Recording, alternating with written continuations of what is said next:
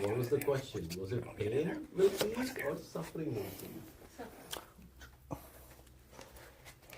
Yeah, but still, people have to figure out their process of not learning how to not suffer. Beautiful, and that's So why exactly would I- what it is.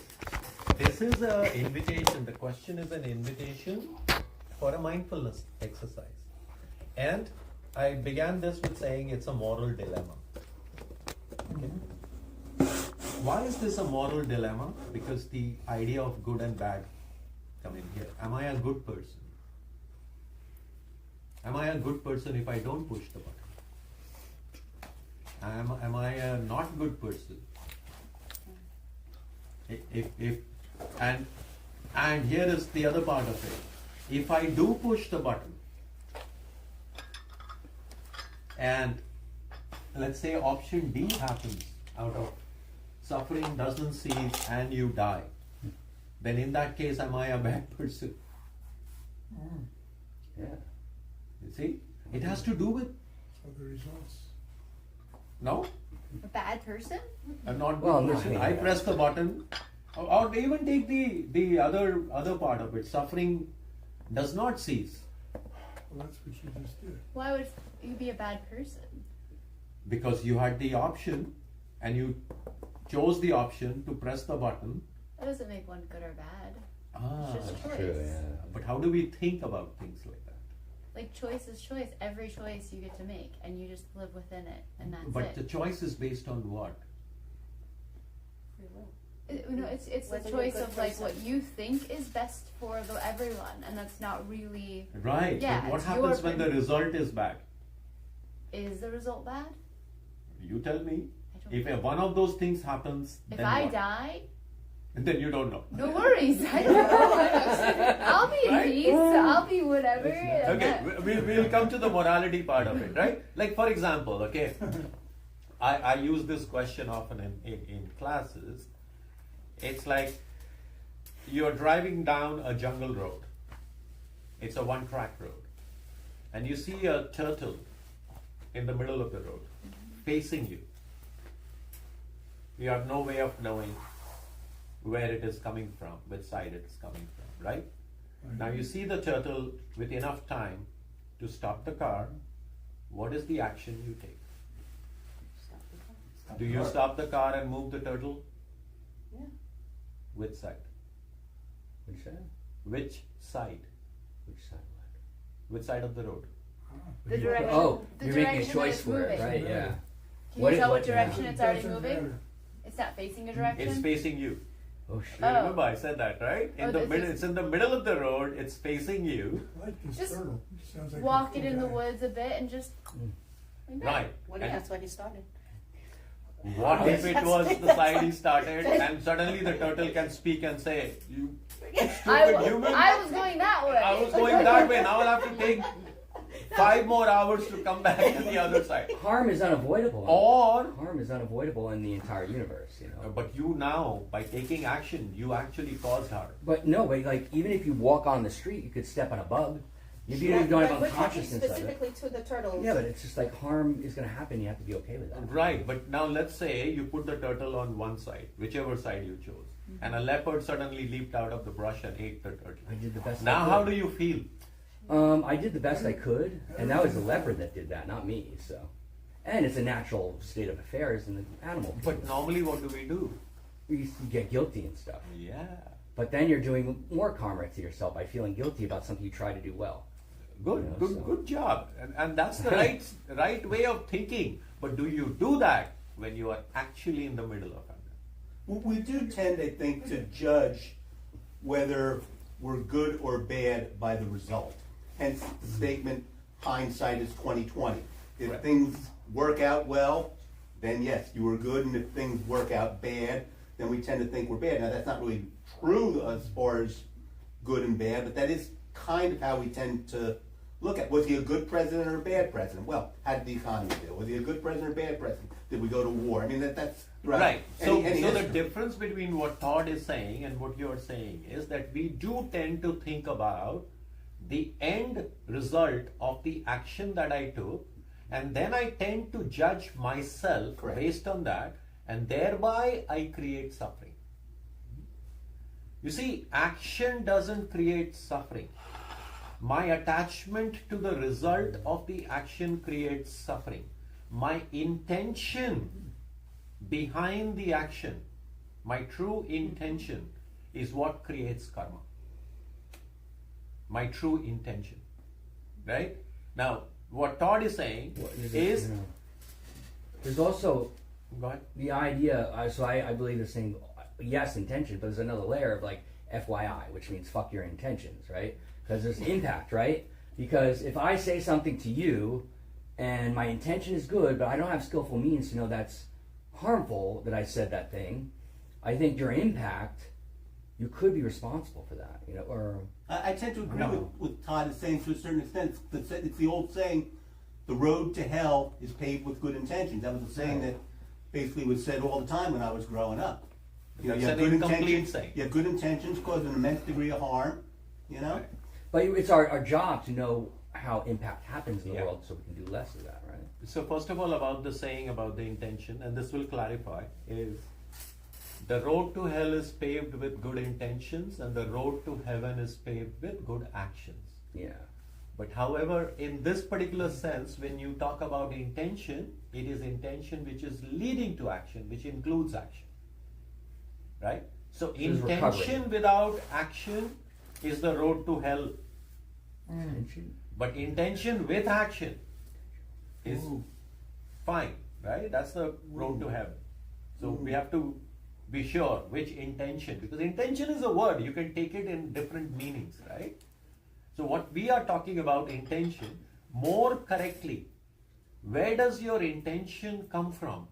Your deepest desire, it comes from what the rock group that Todd created for me, the latent tendencies. What your latent Or it's tendencies are. unlatent tendencies. Yeah, something. Yeah, I'm trying to reverse Right. it. Yeah. But latent tendencies lead into intentions, Mhm. true intentions, Uh-huh. and true intentions are what create suffering or not suffering. Okay, Don, you were saying something. Go ahead.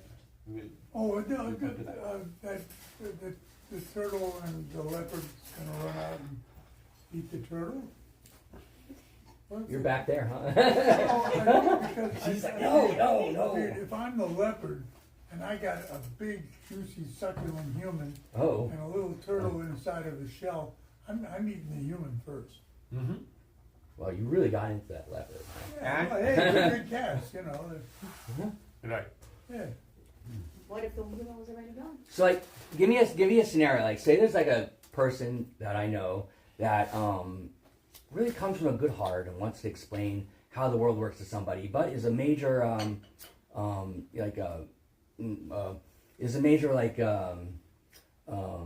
not educated in mansplaining, right? So, and he mansplains, but he's coming from a good heart.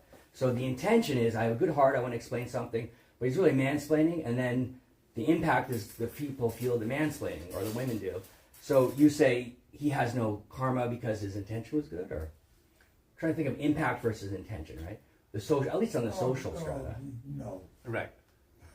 I get what you're saying. Okay, but that's in the relational truth, in the transactional truth, in the transactional world, and all of those things are true because we tend to think about that. My intention, what's the impact of that? But if you're truly looking at Buddhist teachings,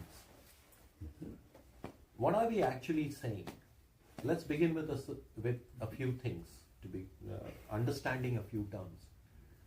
Pain is not suffering. There's a difference between pain and suffering.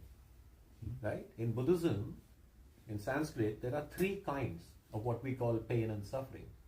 Right? Adhidaivik, Adhibhautik, right? And Adhyatmik. What that means is, there are certain pains which are natural. A disaster happens. Right? Somebody passes away. You have an accident. Then the second kind of pain is pain caused by other living beings or other things other than you. And the third part of it, which is the most and the biggest part of our lives, is the pain or suffering created by us by our reaction to the first two. our reaction to the first two, we can control. That is suffering. That's why the statement when we make that pain is inevitable, suffering is optional. It is referring to the second part, the second arrow as Buddha calls it. Suffering is described as a man shot with two arrows. The first arrow is what happens to him. And the second arrow is what we shoot ourselves into the same spot. And it is determined by our compulsive reaction to that. That is the definition of suffering. Now, if we look at suffering in that light, where does suffering exist? In my mind. And emotions, right? Right? In my mind.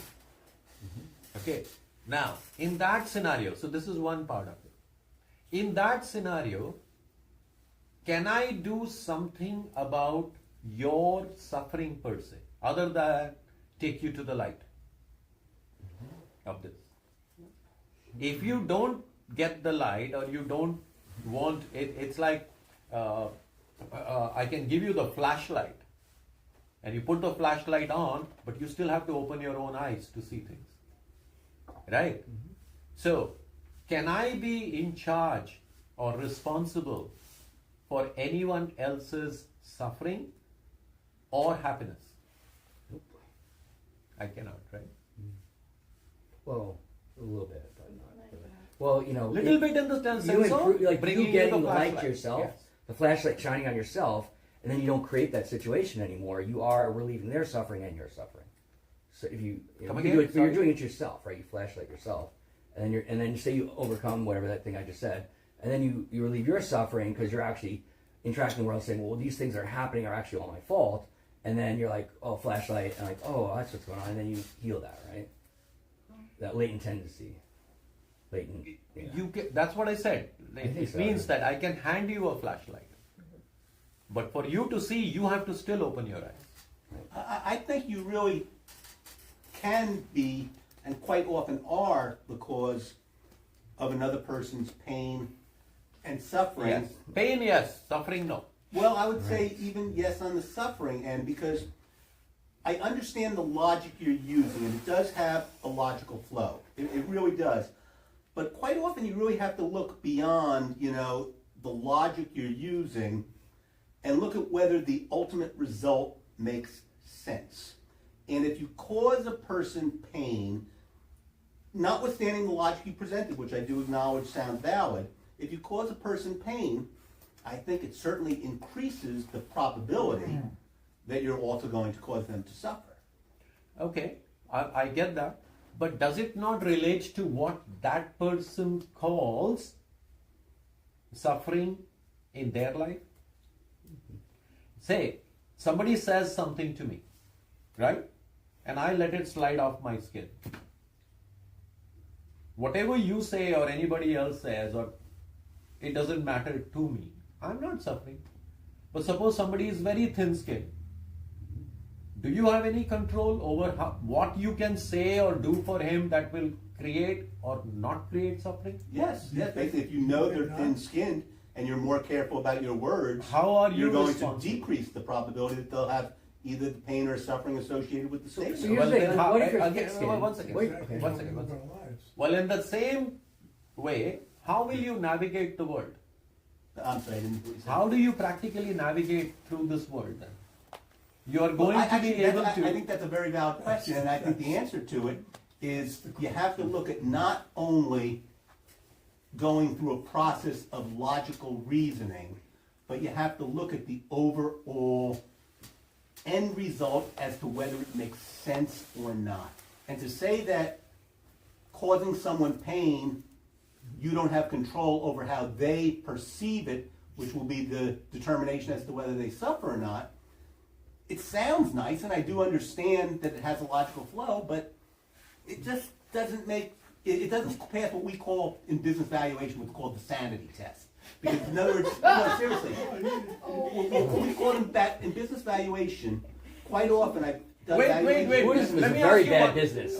One second. Listen to my lawyer here. Wait. Making sense. Yeah, sure. Hold on. Let me just finish the aspect of it. Quite often in business valuation, when you have two experts going at each other, the one expert basically showed this formula, this theory, that theory, they go through a whole thing, and then in the end result, they come up with a value that doesn't make sense. And if the value itself doesn't make sense, because I had this once where I basically, the person on the other side was a great expert. She really was a fantastic expert. She knew the theory fantastic. I said, okay, so you know what? Let's say what you're saying is right, basically. Every single theory you're presenting, every single formula, bottom line here is you're saying that a person can buy this business that grosses, that nets $1 million, they should be able to buy it for $600,000. That's a ridiculous conclusion, notwithstanding that the theories and the logical reasoning all made sense. And as a matter of fact, a different example, an easier example. Okay, go ahead. I'm sorry. Time out. Got it. Noah's Ark was built by amateurs. Titanic was built by experts. Okay, so hold on there. All right. That was a Good smart one. Now, Good one. I have to ask you one other question to add to that.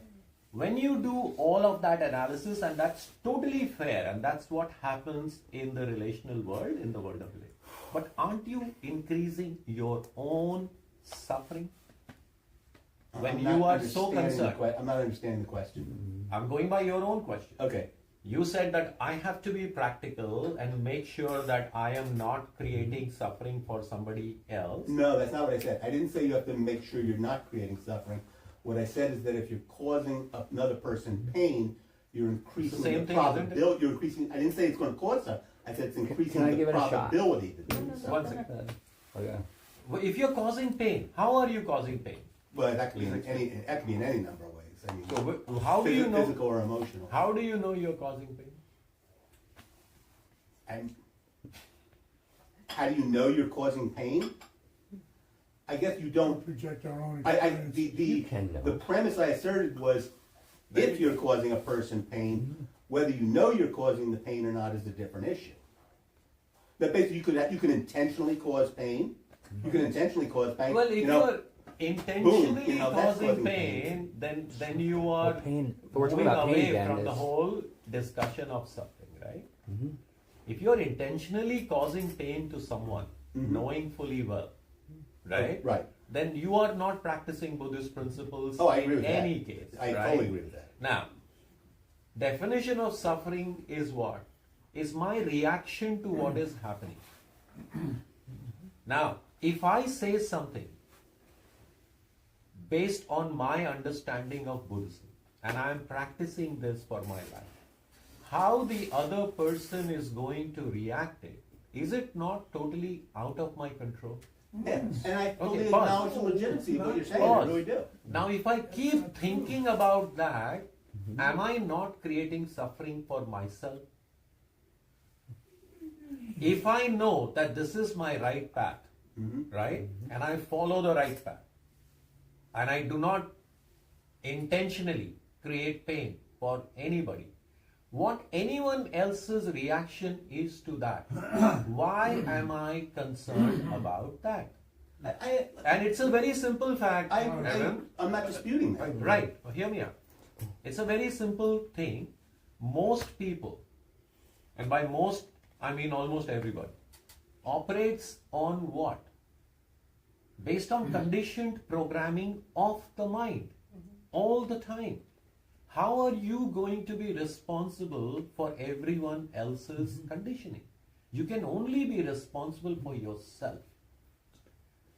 The idea that I have that I can create happiness for someone or I can create suffering for someone is the first problem that I have, which creates my own suffering. Take a look at life. Just stay with life for a moment, right? How many times have we done things for our partners, for our family, for our children, thinking that I'm doing good for them?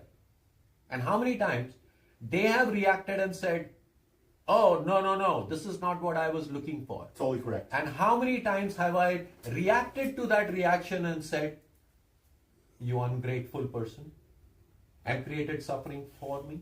Now, if I took the same action without concern for their reaction, then I'm okay, isn't it? Very hard. True or not? I can buy You're okay. iPhone 279 for my children, and even if they don't like it, I do not react to that, and I'm okay. No suffering for me, right? That's a very good example. Exactly, and that is what we are talking about. It's not about intentionally creating suffering for somebody else, but realizing that I am not creating suffering for anybody else. At the same time, I can't go around saying in my mind, oh, I'm going to take a baseball bat and taunt somebody on the head because it's not creating suffering in me, right? Suffering always comes with the attachment of or a subtext or an adjunct of greater good. It's always the greater good. Yes, Karan. I guess like what I'm hearing from like Evan is more like, it sounds like you could be creating a world as like you're walking on eggshells, where you're not actually being who you really are, and we all get in these people pleasing and trying to be super careful, and that's actually causing us suffering because we're not actually able to be free in ourselves. And I guess it is intentionally to be mindful of like, okay, if I do this to this person, this could be an outcome. So That's we right. can deliver it in a different way. That's more a language that's more available for them to receive, or I feel like that you could do it that way too. Absolutely. In psychology, there is this term, right?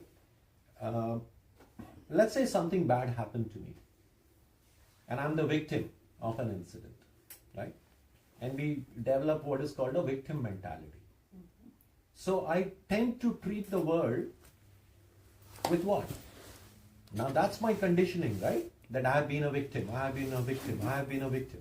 So I have a victim mentality, and wherever I go, I carry that conditioning with me. Right? Very dangerous, right? We know people like that. Yeah, and they're seeing the world through the lens of being a victim. victimhood. Right. Now what's the flip side of that? Let's say you survived that and you are powerful and empowered, right? And you are a survivor. Now you are looking at the world through the lens of I am a survivor. And what are you doing You now? have a very affinity toward that group, and then you produce. Right, but when you look at the world through the lens of I am a survivor, It's still. what is your conditioning? Still I am a survivor. No. I am a victim. survivor. What is a survivor There's something doing? to survive against. That's right. Your senses are scanning everything all the time for signs of danger so that you can survive it. You have a conditioning of survivorship. So being a victim is negative. Being a survivor and living like a survivor is a huge problem. We don't realize that. Those are not the only. That's two exactly what. No, those are not obviously the two options. That's Good. why I mention it. That's good. But that's what we end up doing. Don't we Sometimes- treat life like that? This or this? And Sometimes, yeah. that's right. That's why we are here in class. Otherwise, we wouldn't need this class, right? Right. So, one yeah, second, okay. let me just finish. So, Pauline mentioned that when you walk through life like you're walking on eggshells, what are you doing? You're being careful. That's survivorship. Life is not about surviving it. Life is not about existing. Life is about thriving. Am I thriving? But notice what we end up doing. We end up, am I surviving? And then we make songs about it. That's I'm a very- survivor. That's very constricting behavior. So what I'm saying is, Yeah. opposite of one thing is not necessarily the right way. Right. I am not a victim, I am a survivor, No. is not exactly the right mentality. And that's why the middle path, to understand that what am I trying to do here? Right? If I am going to control everything in my universe, the idea of control itself will give you suffering. Right? Because the one of the biggest teachings of Buddhism is everything changes. You can't control it. Now I'll bring you to a beautiful problem in psychology. It's called the trolley car experiment. Have you heard of the trolley car experiment? No. Okay, visualize this. I'm still working on the concept of a beautiful problem. The con- That sounds contradictory in and of itself. right. let's bring it to the trolley car. It's pertinent to this. Okay. These problems teach us something. Okay, and whatever it teaches you, that's beautiful. Not what I tell you. The idea is for you to open up and see the light, not for me to tell you what it is. Right? I can only just go knock, knock, knock, knock, knock, from as much as I know. Right? Some of the things I know are pretty wrong too. Unlike Don, where everything is right. The price is always right. Right? So, the trolley car experiment is, there's a railway track and there are 5 workmen working on the railway track. And there is a trolley car approaching. And there is a branch off on the track. Right? And there is a lever that you can pull, and which will pull the trolley car onto the other track and save those 5 workmen who are unaware of the trolley car approaching. Right? But on this one side, there is a single person walking on the track. So there are 5 people working on one side, and the trolley car is going straight at them. There is a lever. You are standing near the lever, and there is a branch off that we can go and hit this person who is walking, who is also unaware. What do? Do you pull the lever or not? Very, very famous problem. Quite often, I think a lot of people would make that determination based upon the nature of the people that are walking. In other words, if You don't know them. You don't know. You don't know them. You're out for a walk. Even if you don't know them, Intuitively. what's one of the things we do when the Titanic? When the Titanic's going down, what was the first thing? First thing was we were women sitting and living. children in the lifeboats. Men, you're going down with the ship. I mean, Children. that was basically it was the identification of the person. You didn't maybe know him, but that's a common thing basically. Women and children in the lifeboats, men you go down with the ship. So if the person that's walking, I guess you did indicate that I don't know if you indicated that it was 6 males, but I don't know, just probably some people would say, well, if the one person that's walking is a woman, then basically take out the 5 guys, or Evan, they might think the that question is Yeah, very yeah. simple. What would you do? What's that? What would you do? We don't want I social make good commentary. arguments. What would you do? I make good arguments and very few decisions. I would do nothing. I would do nothing.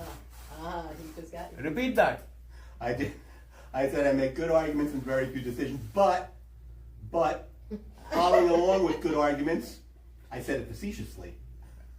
I didn't say it as an actual conclusion. I said Okay, it facetiously. anybody It was else would like to facetious. say it? I would What do would you nothing do? because I think if I do nothing, because I don't know the quality of the people. Those could be murderers, or that one guy could be There are murderers. 5 workmen working. Whatever, on the they track. could be assholes, right? Or whatever. I can't make a decision. I don't know that reality. So I just say do nothing, and then the karma is owned by probably the previous person that made that mistake in that iteration of reality, right? Nobody made it. Well, no, but before I got the chance to do this, someone down the road was going to, someone in the car. No. Now you are in the spot. You have a Yeah, I would lever do in front nothing of because you. I would let the karma be on by the So- other factors. And So so, is doing nothing not an action?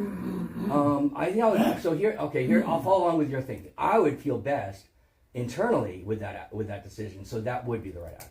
What? Not to do anything. Yes, Then you kill 5 people. I would feel best with that. You Yes. can't scream out the window. Woo! I may do some other things, but if I would feel okay with myself if I did See, nothing. the problem is not that simple. Actually, it goes deep into philosophy. It examines that. Yeah. And Yeah. I'll put forward the different viewpoints on that. Right? What it says is, for the greater good, for example, you could pull the lever and 1 person die. Right? Now, according to the same law, by taking action, you have caused the death of one person.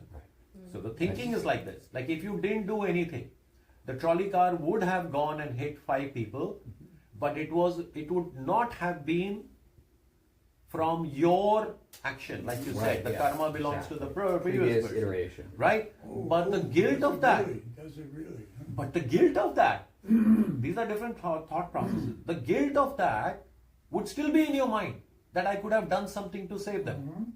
Now what? But if Right? you do something and it turns out wrong, then you have the guilt again. It's very clear. There are two options, right? Either It's it's about 5 the people guilt. or one And person. you can see clearly that there's one person, or you can't see that You she's can. there. that You he's you there. can see there is one person. So the option is yours. Now here is the strange thing that really happens.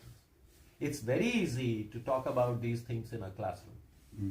Yeah, We can that's sit true. here Right. and sermonize for hours and argue and discuss and preach a great sermon, right?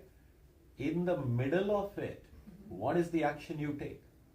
That's the real test, isn't it? I'd have to go for the one person. You'll really- be surprised. I really This experiment, I would freeze. If Literally, if I would had freeze. to, I would have to Yeah. choose the lesser. even Go ahead, if it Laura. Totally sucks. That's why I would look that up. you would hit that button. You would hit that button, right? Okay. Now, this trolley car experiment was actually carried out What? What Yes. do you mean? Like, okay. It crashed up. in a complete Control. situation where it was simulated without the person involved in the experiment knowing that it was a simulation. Hmm. You know what the results were? Yeah. What? Yeah. Nothing. Anybody would like to They guess? didn't do I anything, think- I'm sure. I think that- You said it actually. Close Well, your that's eyes. 9 out of Do 10 nothing. people They yeah. did nothing. did didn't nothing. they? Yeah. They froze. But I would that's what you freeze, see. That you see that every day. That's People true. do nothing. Correct. And They that froze. aggravates the piss out of me. Right? Now. Doing nothing. Correct. That's what Yeah. everybody does, nothing. Wow. I think quite often the people that do something, that take the action, they do it based upon the immediate emotion they're feeling, which goes along with what you're saying. It's one thing to talk about it conceptually in a classroom, but when you're faced with making that split-second decision, it's almost like you're not even making a conscious decision yourself. It's like a police officer, sees somebody doing something. Do I shoot or do I not shoot? It's a split-second decision that doesn't allow for that time of reflection that we have here. I mean, basically, you got the trolley car there, and you guys say, well, The action doesn't if I even matter in do that one, scenario. you don't What have happens that after? time element. It's a split-second So, decision. so that's why Buddhism is about understanding the concepts and putting it into practice so that they become your default mode of action. That is called a person of established wisdom. In Sanskrit it is called sthit pragya. We all have wisdom. We can analyze things. But in the heat of the moment, that wisdom leaves us. And when that wisdom leaves, what it creates space for is suffering. Because then you sit and analyze the past and what I could have done, and that creates suffering. That's why the second part of Buddhist practice is actually what it is called practice. So that I understand these concepts and I put it into practice, not by simply reading books and learning concepts. I think So the I have majority to- of people freeze is what happens. And when they have that thing happening, I think they just like kind of freeze and they don't know what to do, which is what causes the 9 out of 10 to not do anything. So if the majority is doing it, does it make it right? Nope. No.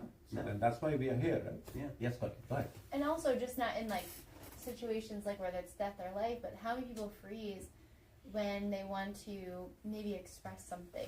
Like I know like sometimes you're in a situation you don't know what to say, and you know what to say but you freeze. So that could also be a freezing thing too. But you know the right thing. Yes, absolutely. Yeah. It's analysis paralysis. Yeah. We sit and do that all the time and it creates suffering end of the day. So what is this pointing to? This is not telling you that this is the right way to be or wrong way to be. It is when Buddhism is teaching us a few things, it is teaching us what is suffering and that end of suffering is possible. it needs to become a fact for you. It needs to become a direct experience for you. Simply by reading it and reciting it, it's not going to take you anywhere. That's the focus of Buddhism. That's true practice. I've referred to this earlier. There is something called a paradigm shift, and then there is something called an ethical manifestation of that. So I need to understand the principles first, and then establish it. What is established in me is what will come out at the time of when I'm in the middle of the situation. You know my favorite story, right? Don, just 1 second and then I'll just come to you. My favorite story about the guy coming out of Starbucks with a hot cup of coffee in his hand. Somebody bumps into him. Why did he spill the coffee? That's what he had in the cup. Because he had coffee in his cup. If he had orange juice in his cup, he would have spilled the orange juice. And the real question is, what spills out of you when life bumps into you? Is it kindness, compassion, empathy? Or is it anger, frustration, depression, resentment? Avoidance. And whatever spills out of you at that point of time is what you embody. Buddhist principles are not for keeping them in a book or in a presentation. They are for embodying. What do you embody? What do you embody? Right? That's what we are trying to get to over here. I hope that makes sense. So yes, spend a lot of time analyzing these things. 100%. We have a mind. We have an ego. It needs answers. But do it with an open mind and make sure that it is true for you. Not because Buddha said it or Abraham Lincoln posted it on my Facebook, but because it is true for me. Right? But do it with an open mind. But look at it from the perspective of how much of my own bias is going into this. Right? Right? Don and then Colin. Go ahead. You had your hand up. I don't know, but maybe, since hopefully I've let go of a lot of stuff like this, maybe this thing is going this way and it's going to hit these 5. Maybe I just do this. Maybe I grab that thing and I go, bip, and as the car starts to turn like this, I go boop, and the car rolls off. What about people in Killing the it? 500 And it doesn't hit anybody. That's an example of the like outer things you don't know yet that you can't control, right? It doesn't hit anybody. I'll include that in my Saturday Night Live stand-up. Colin, yeah. Oh no, I mean when you were talking, I was thinking of just like a question of like the last time that you were ruffled or something like that. What was the last thing that you learned that you embodied? Great. For you. Oh, for me? That's a good Yes. question. Can you ask Yeah. something? Can I ask one again? Wait, What wait, did I ask? Yeah, this is great. Yeah. And The last time you were kind of ruffled or something arose, what was the last thing that you kind of learned that you embodied when you were kind of tested in Oh, a I can- situation? I can answer that very, very easily. Yes. All of you know that 1st of December, my mother passed away. And I had to fly from here to India on a very, very long flight, short notice. So I had to make a lot of arrangements before I left, get whatever tickets I could, and the connections were like 8 hours of wait in London and 3 or 4 hours of waiting in Delhi, and plenty of time to be irritated, upset about that, flustered about what is happening, why this is happening to me, all of that. And finally, when I reached there, my mom's body had been kept in the house for me to get there before they proceeded with the cremation. So on the day that I reached, it was a Tuesday afternoon, evening, and I was, of course, there was pain, there was sadness, all of that was there. But it had still not sunk in. next day in the morning, when we were preparing for the cremation, the ladies of the house, they dressed up my mom in her bridal sari with all her jewelry, and she was dressed as a bride. And I came into the room and I took one look at her, and all the teachings, everything just left me. And I literally almost fell. From what I can recall, my knees buckled because it was a physical reaction. And she looked so beautiful. It was bittersweet, right? But the thing was, I stayed with one simple thing: do the next right thing. And that was to make sure that the procession was carried out, take her to the banks of the Ganges and arrange for the funeral pyre, and make sure that my father, who's older than her right now, and he had to do certain ceremonies, and to hold his hand and make sure that he was not stumbling or anything like that, to take care of him, right? So I stayed with that process of feeling the pain, feeling the grief, right? And all the time I was thinking that the teachings, the practices have helped me so much that I did not allow it to convert into suffering. Right? But does the pain and suffering separate? Yes, it does. Even today, I learned cooking from my mom right from the beginning, and I like to cook. And they made all her special food. But every time I pick up the spoon to eat something, does the pain come back? Yes. Does the suffering come back? No. My father said something very beautiful, and he said, it's very painful and emotional that she's not here. But then he looked around him and he said, but look at the beautiful family that she has left me. All my cousins from my mother's side, my brothers and my sisters from my dad's side, they were all together. So a very, very sad moment. I don't think there is anything which is more painful than losing a parent. The only thing that is worse than that is losing a child. I think this is my thought. Don't ask. Right? So, but it is painful to lose a parent too, and especially mom. You're always connected more to the mom than to the dad. Sorry, I fall in the dad category, but all children are connected more to the mom for obvious reasons, right? So, is there pain and suffering? There is pain, but no suffering. And that teaching never left me. It never left me throughout my journey from there back to here. But I remembered from my practice that I have to keep doing the next right thing. If I was to withdraw into myself and choose not to go to work for the next 15 days, not a single person would say, oh, you're doing something wrong. Right? I did take my time off. I did spend time with my pain, with my suffering, not with my suffering, but with my pain and grief, right?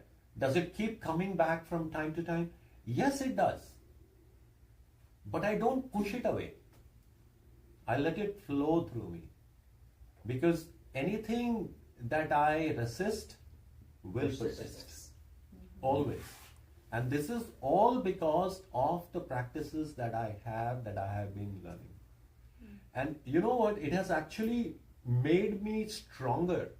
It has given me direct experience and proof of what I am doing is right. It gives me that. In fact, I'll go one step further. Sometimes when I'm in my role as a teacher, at times, I tend to include some of the, for want of a better word, fluff. In the esoteric world, we have a lot of fluff. We talk about certain esoteric things, or all of that, right? I've suddenly found myself cutting away the fluff. Because this has made it so solid for me that this is now my direct experience that this actually works. And I don't need the fluff. Is it going to hurt some people when I teach? When I answer directly? Probably. Probably. Right? And there is history to that. Like Buddha never answered questions about life after death or existence of a God because he was very clear. I talk about suffering, how to get rid of suffering. Can it be simpler than that? No. Right? And what am I doing? I am entertaining at times questions which are unrelated, major philosophical, esoteric questions at times. I do tend to. But if it doesn't come back and relate to, are you suffering? Can you stop suffering? Can I keep it as simple as that? Beautiful. And I find that this has become very, very strong for me. Absolutely. So, yes, do I wish that this had not happened? Absolutely. But do I want to change anything that happened? I'm totally aware that I cannot. I'm totally aware that I cannot. Everything changes, right? And that is what the end of today's lecture was going to be. The teachings of the Dhammapada. It basically says all conditioned things are impermanent. They are phenomena subject to birth and death. When birth and death no longer are, the complete silencing is joy. This is the first two lines are about relative truth, and the next two lines are about absolute truth. When birth and death no longer are, the complete silencing is joy. So that works for me. I hope that answered your question. Yes. To some extent. Thank you. Right? All right. So let's. Thank you for being so vulnerable about like what you just experienced and sharing it with us all, because that also shows the authenticity of the walk you walk. Living. Yeah, and and like they say, it's not, you can have all the knowledge, but until you put it into practice. And so thank you for sharing that with us all. Vulnerability is a strength, you see. Yeah. Vulnerability is a strength, and I have learned that. I used to hate that. Being vulnerable I was never taught to be vulnerable. Nobody is taught to be vulnerable. We are all taught to be strong. Yeah. Right? But vulnerability is a strength. When I learn to become vulnerable, then I also learn to become happy. Vulnerability is numbing. If you're not vulnerable, you're numbing your emotions, right? But the brain cannot selectively numb. If I learn to numb pain, I am also numbing happiness. All the time. Right? And life is the best teacher. Always. So let's close the session today. If that's fine. Right? Let's just sit together. Take a deep breath in. And exhale. And please join me in the dedication of merit. You bring your palms together at your heart center. And just repeat after me. May the benefits of this practice be transferred to all beings. May the benefits of this practice be transferred to all beings. May all beings be free from suffering and the causes of suffering. May all beings be free from suffering and the causes of suffering. May all beings know true happiness and the causes of true happiness. May all beings know true happiness and the causes of true happiness. May all beings be at peace. May all beings be at peace.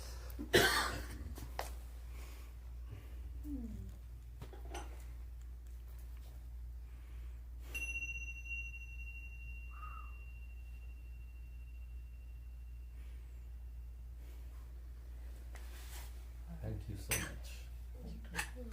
Thank you very